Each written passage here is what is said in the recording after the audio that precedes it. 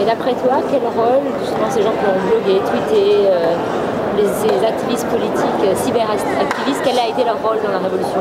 Alors, moi j'insiste toujours sur une explication qui me semble indispensable par rapport aux cyberactivistes. Le mérite que ces gens-là ont, c'est que ces gens-là ne sont pas des créatures virtuelles. C'est des gens qui ont aussi beaucoup bougé sur le terrain, un peu comme tout le monde.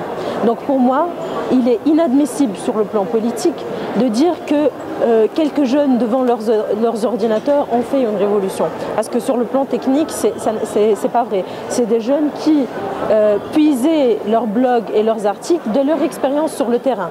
Donc il ne faut pas confondre entre les deux. Il ne faut pas confondre l'outil de la détermination politique. On peut utiliser Facebook comme moyen, mais on ne peut pas dire que Facebook a fait une révolution. À défaut de vrais médias, on s'est retrouvé obligé d'être nos médias.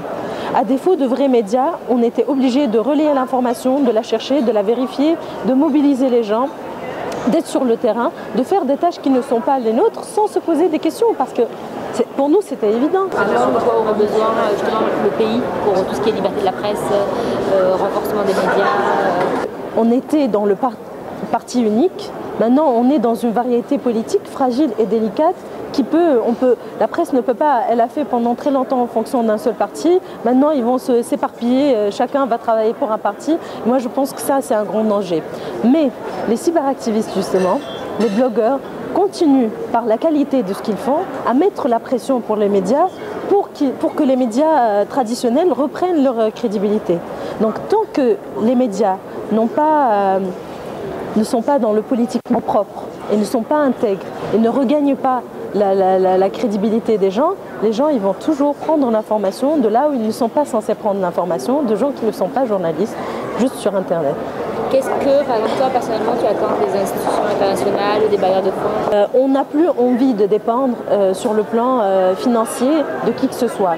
Donc, pour la Tunisie, moi je pense qu'il faut, je ne suis pas en tant que citoyenne, je ne suis pas contre un financement qui peut soutenir la société civile, qui peut la mobiliser, qui peut l'aider à canaliser son énergie et ses actions, mais toujours avec l'idée que donner de l'argent, ça ne veut pas dire contrôler une mouvance.